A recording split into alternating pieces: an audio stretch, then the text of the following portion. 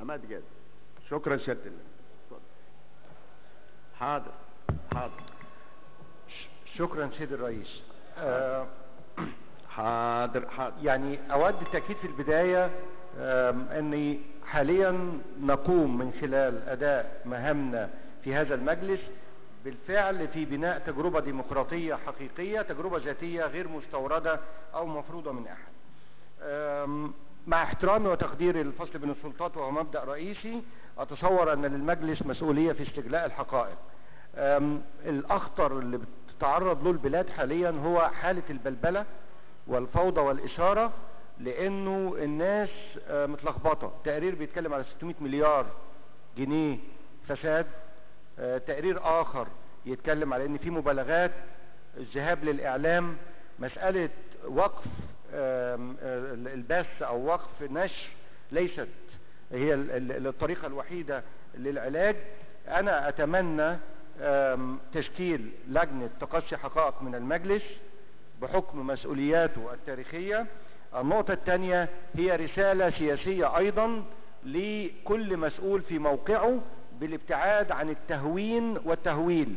يعني احنا متلخبطين، بيرسلوا رسائل متناقضة جدا ما بين 600 مليار لانه لا ما فيش فساد لكذا. فاتصور انه مهم تشكيل هذه اللجنة منتقاه بشكل دقيق، تكون لدى ليس هناك نوع من التسابق على عضوية اللجنة، لكن من متخصصين لديهم خلفيات قانونية ومحاسبية وغيرها، بحيث انه تكون رسالة للرأي العام. 2 رسالة للمسؤول نفسه انه لا يقول كلمة الا ولديه الحقائق، واي تجاوز وتوظيف سياسي سوف يواجه بشكل عاجل. شكرا سيادة الرئيس. شكرا سيادة الرئيس. سيادة النائب يوسف القعيد. شكرا. بخصوص اليمين واليسار، دعني احكي حكاية. يقول عبد الرحمن الرافعي في كتابه عصر اسماعيل الجزء الثالث انه عند افتتاح هذا البرلمان سنة 1866 ذهب الى البرلمان 75 نائبا، وبينما هم جلوس في انتظار ان يشرفهم الخديوي اسماعيل بالكلمة، ظهر رئيس التشريفات وقال للنواب: يا ايها الشيوخ الافاضل، من يريد ان يوافق الحكومة على كل ما تقوله يجلس ناحية اليمين، ومن يريد ان يعترض يجلس ناحية اليسار، ومن يريد ان يمتنع يجلس في المنتصف. ويحكي عبد الرحمن الرافعي ان جميع الاعضاء جروا جميعا ناحية اليمين، ولم يجلس احد على الاطلاق ناحية اليسار. ما شاء الله.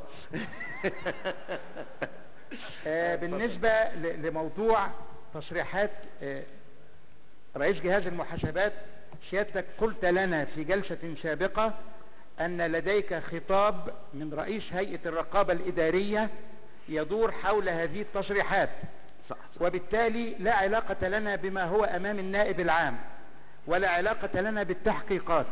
وأنا أرجو احتراما لعقول هؤلاء الناس، حق مقدس لنا أن نقرأ تقرير هشام جنينة، أن نقرأ تقرير هشام بدوي، أن نقرأ خطاب الرقابة الإدارية.